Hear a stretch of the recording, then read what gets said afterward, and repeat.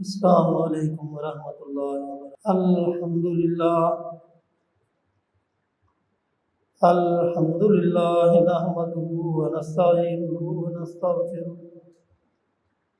ونؤمن به ونتوکل علیہ ونعوذ باللہ من شرور انفسنا ومن سیئات اعمالنا، من يهده الله فلا مضل له ومن يضلل فلا هادي له، وأشهد أن لا إله إلا الله وحده لا شريك له، وأشهد أن محمدا عبده ورسوله۔ اللهم صل على محمد وعلى آل محمد كما صليت على إبراهيم وعلى آل إبراهيم إنك حميد مجيد۔ اللهم بارك على محمد وعلى آل محمد كما باركت على إبراهيم وعلى آل إبراهيم إنك حميد مجيد۔ أما بعد فإن خير الحديث كتاب الله، وخير الهدي هدي محمد صلی اللہ علیہ وسلم، وشر الامور محدثاتها وكل محدثۃ بدعہ وكل بدعۃ ضلالہ وكل ضلالۃ فی النار۔ اعوذ باللہ من الشیطان الرجیم، بسم اللہ الرحمن الرحیم۔ ان الذین تدعون من دون اللہ عباد امثالکم فادعوهم فلیستجیبوا لکم ان کنتم صادقین۔ ہر قسم کی تعریفیں بڑھائیں کبریائیں اللہ وحدہ لا شریک کے لیے، جس کائنات کا خالق مالک مدبر امور ہے۔ بے شمار اور ان گنت درود و سلام ہوں سید الکونین خاتم النبیین محمد الرسول اللہ صلی اللہ علیہ وسلم کی ذات گرامی میں۔ یہ جو آیت میں نے تلاوت کی ہے، یہ گزشتہ جمعے کے ساتھ ہی اس کا ربط ہے۔ جو مضمون توحید کا گزشتہ جمعہ بیان ہوا تھا کہ اللہ کی توحید کسے کہتے ہیں اور توحید کی اہمیت اسلام میں کیا ہے، تو اس کے مقابلے میں شرک ہے کہ اللہ تعالیٰ نے قرآن میں شرک کی مذمت کی ہے، اور شرک کا مفہوم توحید کا الٹ ہے۔ جس طرح توحید میں یہ ہے کہ آپ نے رب کی پہچان، اللہ تعالیٰ کی وحدانیت کا اقرار اور اس کے شریکوں کی اس سے نفی کرنا، تو شرک اس کا الٹ ہے۔ یعنی جو ان چیزوں پہ عمل نہیں کرتے وہ شرک کا ارتکاب کرتے ہیں، اور شرک انتہائی گھناؤنا جرم ہے اسلام میں۔ اس سے بڑا کوئی جرم ہے ہی نہیں اللہ کے نزدیک، اور یہی وجہ ہے کہ اللہ تعالیٰ نے اس کو ظلم عظیم بھی کہا ہے، اور گناہ عظیم یعنی شرک کے بارے میں، مشرک کے بارے میں اللہ تعالیٰ نے اعلان کر دیا ہے کہ اگر وہ توبہ کے بغیر مر جاتا ہے تو اس کی معافی نہیں۔ دوسرے گناہ اگر اللہ تعالیٰ چاہے بھی تو معاف کر دیں گے اگر اللہ تعالیٰ چاہے، لیکن شرک کی معافی کا اللہ تعالیٰ چاہے گی نہیں، یعنی اس کی معافی ہوگی نہیں۔ یہی وجہ ہے کہ رسول اللہ صلی اللہ علیہ وسلم نے بھی اس کی مذمت بیان کی، اور اللہ تعالیٰ یہاں فرماتے ہیں ان الذین تدعون من دون اللہ عباد امثالکم، کہ جن کو تم اللہ کے علاوہ پکارتے ہو وہ تمہارے جیسے انسان ہیں۔ تو ایک انسان کے سامنے سجدہ ریز ہو، یہ بہت بڑا ایک انسانیت کے ساتھ ظلم بھی ہے، اور اللہ کے ہاں یہ بہت بڑا جرم بھی ہے۔ اور یہی وجہ ہے کہ اللہ تعالیٰ نے قرآن مجید میں اس کی مذمت کی ہے، اور رسول اللہ صلی اللہ علیہ وسلم نے اپنا مکی 12 سالہ یا 13 سالہ دور جو ہے وہ لوگوں کو اسی بات کو سمجھایا کہ شرک بہت بڑا جرم ہے، اس سے بچو۔ اور یہی وجہ ہے کہ جب رسول اللہ صلی اللہ علیہ وسلم نے شرک کی مذمت کی تو کفار مکہ وہ آپ کو کہنے لگے کہ آپ ہر وقت توحید کا ذکر کرتے ہیں، شرک کی مذمت کرتے ہیں، تو آپ ہمیں اپنے رب کا تعارف کروائیں، تمہارا رب ہے کون؟ تو اللہ تعالیٰ نے اپنا تعارف کرواتے ہوئے یہ سورہ نازل فرمائی۔ آپ فرماتے ہیں کہ اے میرے پیارے پیغمبر، ان لوگوں نے آپ سے میرا تعارف پوچھا ہے، تو لہذا میرا تعارف یہ ہے، قل هو اللہ احد اللہ الصمد لم یلد ولم یولد ولم یکن لہ کفوا احد، یعنی اللہ ایک ہے۔ آپ اعلان کر دیں کہ اللہ ایک ہے، اللہ الصمد، اللہ بے نیاز ہے، لم یلد ولم یولد، نہ اس کی کوئی اولاد ہے نہ وہ کسی کی اولاد ہے، ولم یکن لہ کفوا احد، اور اس کا ہم مثل کوئی ہے ہی نہیں۔ اللہ تعالیٰ نے اپنا تعارف کروایا، اور رسول اللہ صلی اللہ علیہ وسلم نے صحابہ کو، ابو بکر رضی اللہ تعالیٰ فرماتے ہیں کہ آپ نے مجھے بتایا کہ اے ابو بکرا، کیا میں تمہیں یہ نہ بتاؤں کہ سب سے بڑا گناہ کیا ہے؟ ایو ذنب اکبر، اکبر اسم تفضیل کا صیغہ ہے، یعنی تمام گناہوں سے بڑا گناہ جس کے مقابلے کا کوئی گناہ ہے ہی نہیں۔ تو پھر آپ نے فرمایا الشرک باللہ، اللہ کے ساتھ شرک کرنا، وعقوق الوالدین، اور ماں باپ کی نافرمانی کرنا، یعنی یہ دو گناہ جو ہیں یہ کبیرہ گناہوں سے، سب سے بڑے گناہوں میں سے بڑے گناہ ہیں۔ تو یہی وجہ ہے کہ اللہ تعالیٰ نے اہل ایمان کو اس بات کی تلقین کی ہے کہ کسی حالت میں میرے ساتھ شرک نہ کرنا۔ اور کفار مکہ کو اگر رسول اللہ صلی اللہ علیہ وسلم سے اختلاف تھا تو وہ بھی اسی بات میں اختلاف تھا کہ آپ ان کے معبودوں کی نفی کرتے تھے، شرک کی مذمت کرتے تھے۔ اگر آپ صرف توحید کی دعوت دیتے، شرک کی مذمت نہ کرتے، تو اس میں ان کو کوئی اختلاف نہیں تھا، کیونکہ اللہ تعالیٰ قرآن میں خود فرماتے ہیں بَلَا إِن سَأَلْتَهُمْ مَنْ خَلَقَ السَّمَاوَاتِ وَالْأَرْضَ لَيَقُولُنَّ اللَّهُ، اگر آپ ان سے سوال کریں کہ آسمانوں کو کس نے پیدا کیا ہے تو وہ کہیں گے اللہ نے پیدا کیا ہے۔ بَلَا إِن سَأَلْتَهُمْ مَنْ خَلَقَهُمْ، اگر ان سے آپ سوال کریں کہ ان کو کس نے پیدا کیا ہے تو اس کے جواب میں بھی وہ کہیں گے اللہ نے پیدا کیا ہے۔ لیکن یہ سب کچھ تسلیم کرنے کے بعد پھر بھی وہ رسول اللہ کے مخالف تھے، تو اس کی وجہ یہ تھی کہ آپ ان کے معبودوں کی نفی کرتے تھے۔ آپ یہ کہتے تھے کہ لات اور عزا اور منات یہ کچھ نہیں کر سکتے،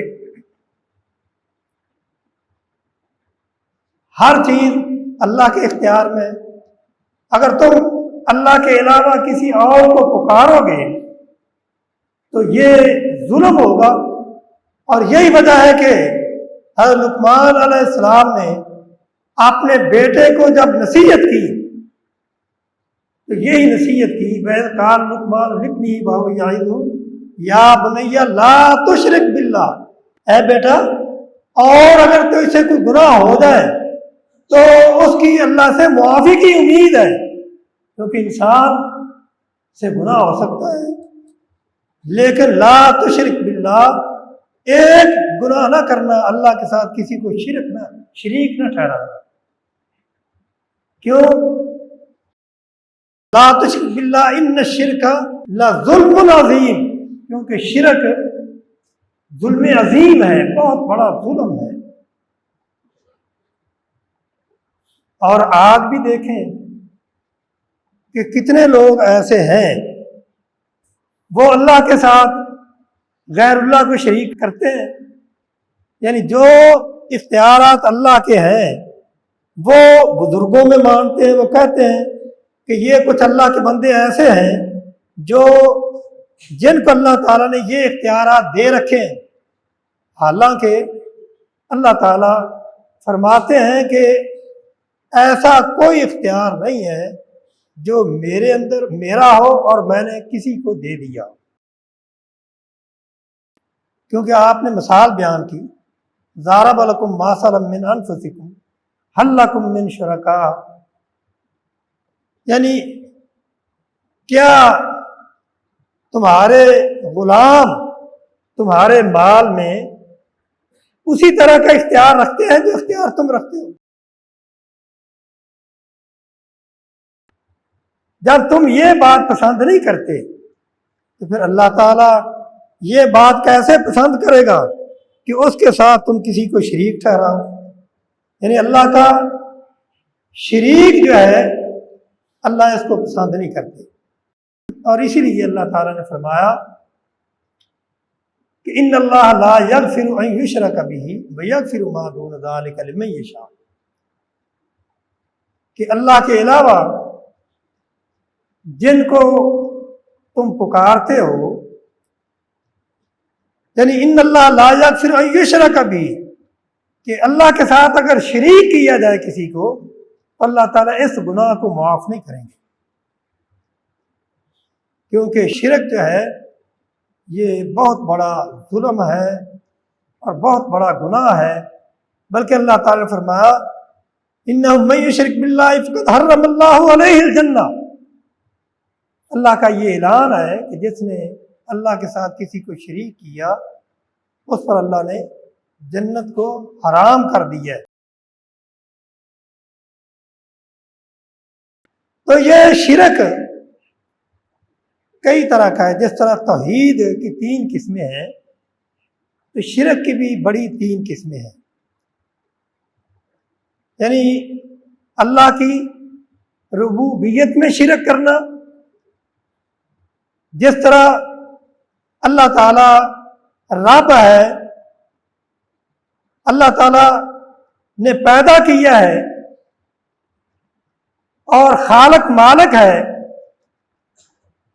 اللہ تعالیٰ بے نیاز ہے۔ اگر کوئی شخص کسی پیغمبر کو، کسی بزرگ کو یہ کہتا ہے کہ یہ اختیارات اس کے پاس بھی ہے تو یہ شرک ہے۔ اور اسی طرح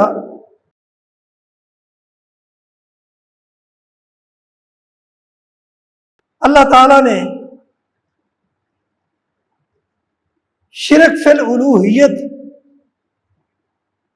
یہ بھی ہے، کیونکہ جب یہ شرک آتا ہے تو پھر جو اختیارات اللہ کے ہیں انسان وہی اختیارات ان بندوں میں سمجھنے لگتا ہے۔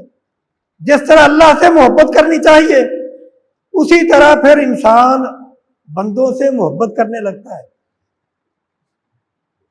جیسا کہ اللہ تعالیٰ فرماتے ہیں وَمِنَ النَّاسِ مَن يَتَّخِذُ مِن دُونِ اللَّهِ اندادا یحبونہم کحب اللہ، کتنے لوگ ایسے ہیں جو انسانوں سے اس طرح کی محبت کرتے ہیں جس طرح کی اللہ سے محبت کرنی چاہیے، یعنی ان کو غوث مانتے ہیں، ان سے مدد طلب کرتے ہیں، ان کی قبروں پہ جا کے ہاتھ پھیلاتے ہیں اور ان سے عرض کرتے ہیں کہ ہماری مدد کی جائے۔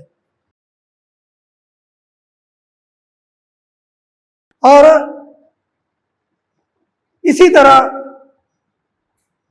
مصیبت میں کوئی شخص اللہ کے علاوہ کسی اور کو پکارتا ہے، مشکل کشا جانتا ہے، جبکہ اللہ تعالیٰ نے رسول اللہ صلی اللہ علیہ وسلم کو فرمایا وَلَا تَدْعُ مِن دُونِ اللَّهِ مَا لَا يَنفَعُكَ وَلَا يَضُرُّكَ فَإِن فَعَلْتَ فَإِنَّكَ إِذًا مِثْلُهُ فَإِنَّكَ إِذَا فَعَلْتَ فَتَكُن مِّنَ الظَّالِمِينَ۔ اے پیارے پیغمبر، آپ اللہ کے سوا کسی اور کو نہ پکاریں۔ وَلَا تَدْعُ مِن دُونِ اللَّهِ مَا لَا يَنفَعُكَ وَلَا يَضُرُّكَ، جو آپ کو نفع نہیں دے سکتا، نقصان نہیں پہنچا سکتا، آپ اس کو نہ پکاریں۔ اگر آپ نے ایسا کیا تو آپ بھی ظالموں میں سے ہو جائیں گے۔ وَإِن يَمْسَسْكَ اللَّهُ بِضُرٍّ فَلَا كَاشِفَ لَهُ إِلَّا هُوَ۔ اللہ تعالیٰ فرماتے ہیں کہ اگر اللہ تعالیٰ کوئی تکلیف پہنچانا چاہے تو اس تکلیف کو کوئی دور نہیں کر سکتا۔ إِن يَمْسَسْكَ اللَّهُ بِضُرٍّ فَلَا كَاشِفَ لَهُ، اگر اللہ تعالیٰ کسی کو کوئی تکلیف پہنچانا چاہے تو اللہ کے سوا اس تکلیف کو کوئی دور نہیں کر سکتا۔ یہی وجہ ہے کہ پیر عبد القادر جیلانی رحمہ اللہ نے رسول اللہ صلی اللہ علیہ وسلم کی حدیث بیان کی۔ آپ نے ایک ایسے موقع پہ کہ جب لوگوں کو یہ بتانا چاہا کہ اللہ کے سوا کوئی اور مشکل کشا حاجت روا نہیں ہے، تو آپ نے فرمایا کہ اے لوگوں، رسول اللہ صلی اللہ علیہ وسلم کا یہ فرمان ہے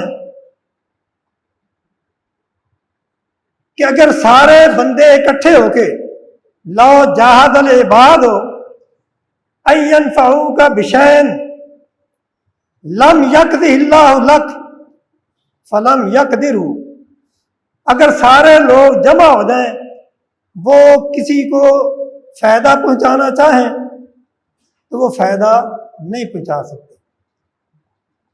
فائدہ وہی پہنچے گا جو اللہ نے لکھ دیا ہے۔ اگر اللہ نے تیرے لیے فائدہ نہیں لکھا تو تجھے کوئی فائدہ نہیں پہنچا سکتا۔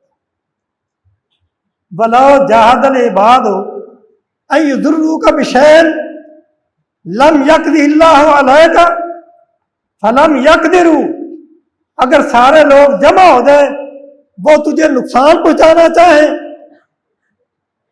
اور اللہ تعالیٰ نے تیری قسمت میں وہ نقصان نہیں لکھا تو وہ تجھے نقصان نہیں پہنچا سکتے۔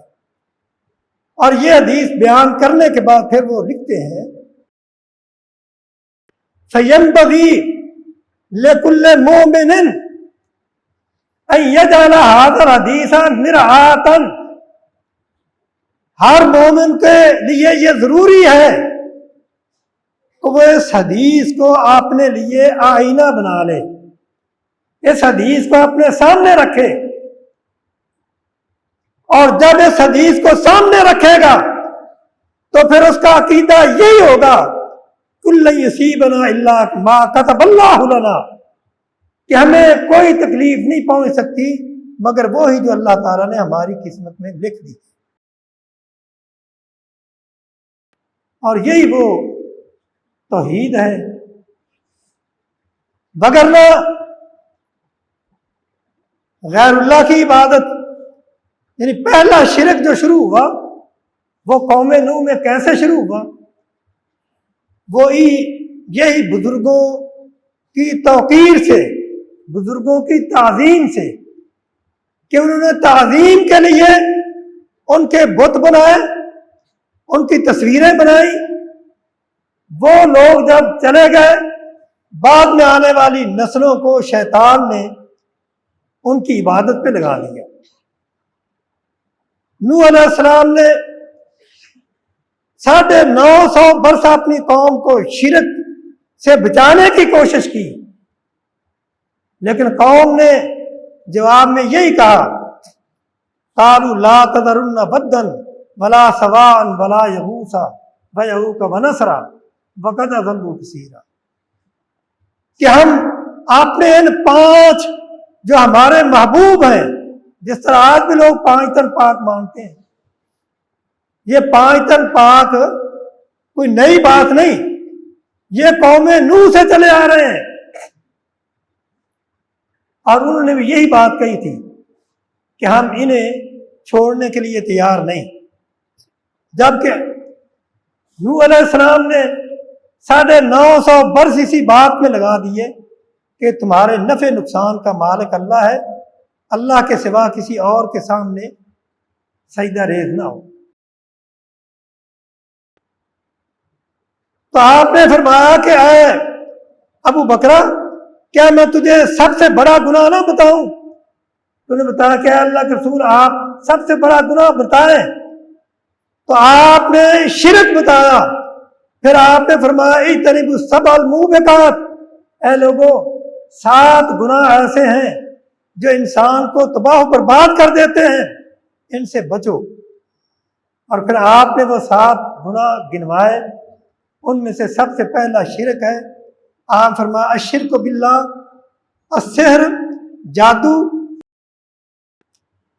وقتل النفس التی حرم اللہ علیک الا بالحق، اور ایسی جان کو قتل کرنا جس کا قتل کرنا اللہ نے حرام کر دیا ہے، مگر کوئی حق ہو تو پھر جائز ہے۔ اور اسی طرح اکل و مال الیتیم، کسی یتیم کا مال کھانا، واکل السود یا واکل الربا، اور سود کھانا،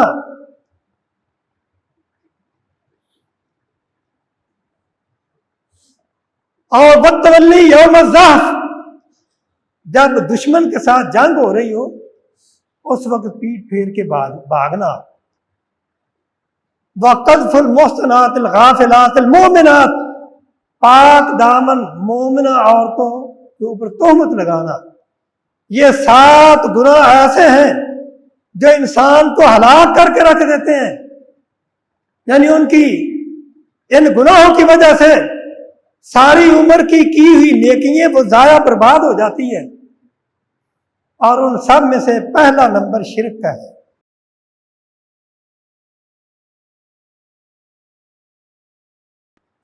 اور یہی وجہ ہے کہ رسول اللہ صلی اللہ علیہ وسلم نے ایسے گناہوں سے ہمیں بچایا جو انسان کو شرک کی طرف لے جاتے ہیں، اور ان میں ہے قبروں کو پکا کرنا، قبروں کی طرف منہ کر کے نمازیں پڑھنا۔ اور یہی وجہ ہے کہ رسول اللہ صلی اللہ علیہ وسلم نے فرمایا تھا کہ قبروں پہ نمازیں نہ پڑھو، اور آپ نے فرمایا کہ دور دراز سے ثواب کا ارادہ کر کے ان قبروں کی زیارت کے لیے نہ آؤ۔ آپ نے فرمایا صرف 3 جگہ ایسی ہیں جہاں ثواب کی نیت سے ان کی طرف سفر کیا جا سکتا ہے، اور وہ ایک مسجد حرام ہے، مسجد نبوی ہے، مسجد اقصی ہے۔ لیکن آج لوگ مزاروں کی زیارت کے لیے دور دراز کا سفر کر کے جاتے ہیں، حالانکہ قبروں کی زیارت کا مقصد اسلام نے کیا بتایا ہے؟ عبادت نہیں یا ان سے جا کے استعانت نہیں، بلکہ قبروں کی زیارت کا مقصد اسلام میں نے یہ بتایا تاکہ تمہیں آخرت یاد ہو، تمہیں موت یاد آئے۔ قبروں کی زیارت کا آپ نے حکم دیا کہ قبروں کی زیارت کرو، لیکن مقصد کیا ہے؟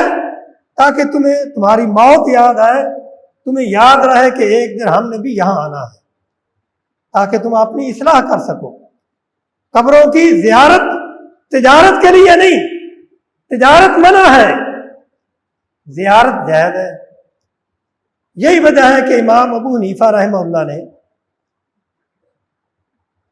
ایک آدمی کو دیکھا کہ وہ نیک لوگوں کی قبروں پہ جاتا ہے، جا کے دعا کرتا ہے، اور دعا کرتے ہوئے کیا سنتے ہیں کہ وہ کہتا ہے کہ اے قبر والوں، اے نیک لوگوں، مجھے اتنی دیر ہو گئی تمہارے پاس آتے ہوئے، میں صرف ایک مقصد لے کے آیا ہوں کہ تم میرے لیے دعا کرو کہ مجھے اللہ کا قرب حاصل ہو جائے۔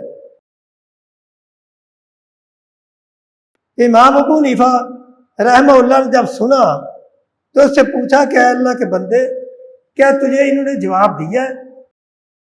وہ کہنے لگا نہیں، جواب تو نہیں دیا۔ تو آپ نے فرمایا سحق اللہ کا تربت یدا کا، تو ہلاک ہو جائے، تیرے ہاتھ خاک آلود ہو جائے۔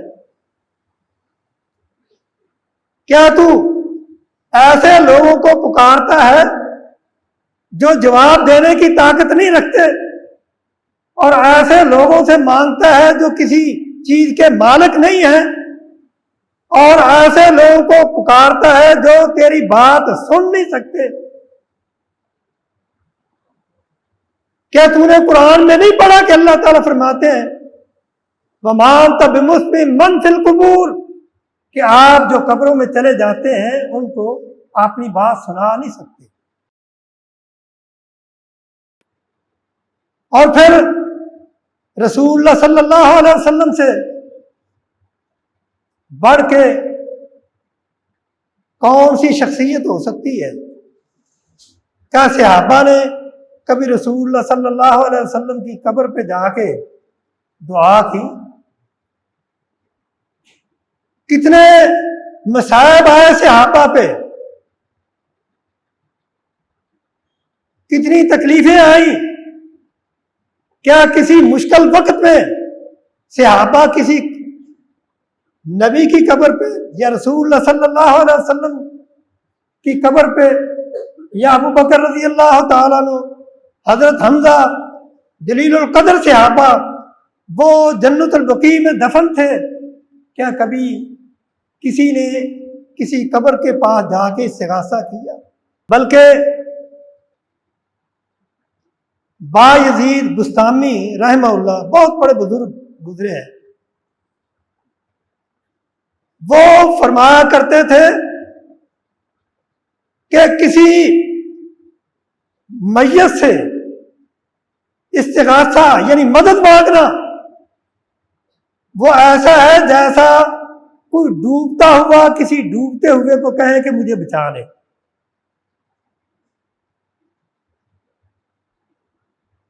یعنی یہ جو خود ڈوب رہا ہے خود اپنے آپ کو نہیں بچا سکتا، تمہیں کیسے بچائے گا؟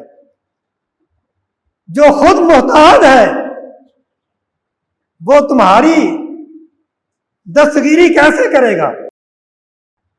اور یہ بات یاد رکھو کہ اگر کوئی شخص یہ سمجھتا ہے کہ اولاد اللہ کے سوا اور کوئی بھی دیتا ہے، یہ شرک ہے، کیونکہ اللہ تعالیٰ قرآن میں اعلان فرماتا ہے للہ ملک السماوات والارض یخلق ما یشاء یہب لمن یشاء اناثا ویہب لمن یشاء الذکور او یزوجہم ذکرانا و اناثا ویجعل من یشاء عقیما انہ علیم قدیر۔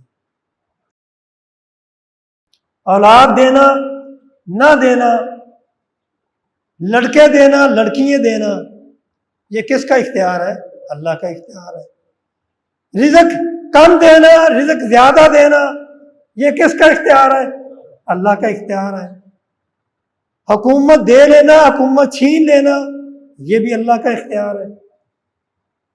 قل اللہم مالک الملک تؤتی الملک من تشاء وتنزع الملک ممن تشاء۔ یعنی انسان بڑے سے بڑا ایک مکھی بھی پیدا نہیں کر سکتا۔ اللہ تعالیٰ فرماتے ہیں یا ایھا الناس ضرب مثل فاستمعوا لہ، اے لوگوں تمہارے لیے ایک مثال بیان کی جاتی ہے، ذرا اس کو غور سے سن لو۔ ان الذین تدعون من دون اللہ عباد امثالکم فادعوہم فلیستجیبوا لکم۔ ان الذین تدعون من دون اللہ لن یخلقوا ذبابا ولو اجتمعوا لہ وإن يسلبهم الذباب شيئا لا يستنقذوه منه ضعف الطالب والمطلوب۔ اللہ تعالیٰ فرماتے ہیں کہ اے لوگوں ایک مثال کو غور سے سنو، جن کو تم اللہ کے سوا پکارتے ہو، وہ کوئی بھی ہو، پیر عبد القادر جیلانی رحمہ اللہ ہو، علی حجویری رحمہ اللہ ہو، یا کوئی اور ہو، بزرگوں کی بزرگی اپنی جگہ، یعنی وہ نیک ہیں، اللہ کے مقرب ہیں، لیکن وہ خالق نہیں، وہ حاجت روا مشکل کشا نہیں، مشکل کشا صرف اللہ ہے۔ امن یجیب المضطر اذا دعاہ ویکشف السوء ویجعلکم خلفاء الارض االہ مع اللہ۔ کیونکہ اگر اللہ کے سوا اور کوئی مشکل کشا ہوتا، یا ایسے کہہ لیں دوسرے لفظوں میں، اگر محمد الرسول اللہ صلی اللہ علیہ وسلم باوجود اس کے کہ آپ تمام انبیاء کے سردار ہیں، آپ کا مقام بہت اونچا ہے، لیکن وہ مشکل کشا نہیں۔ اگر مشکل کشا ہوتے تو جنگ احد میں آپ زخمی نہ ہوتے، آپ کے دانت مبارک شہید نہ ہوتے۔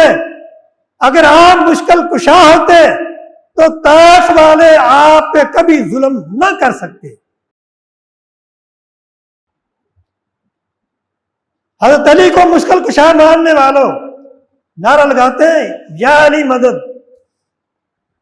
حضرت علی رضی اللہ تعالیٰ عنہ کا مقام بہت اونچا، لیکن وہ مشکل کشا نہیں۔ اگر وہ مشکل کشا ہوتے تو کبھی شہید نہ ہوتے۔ 5 تن پاک اگر مشکل کشا ہوتے تو حضرت حسین رضی اللہ تعالیٰ عنہ اور ان کا خاندان میدان کربلا میں کبھی شہید نہ ہوتا۔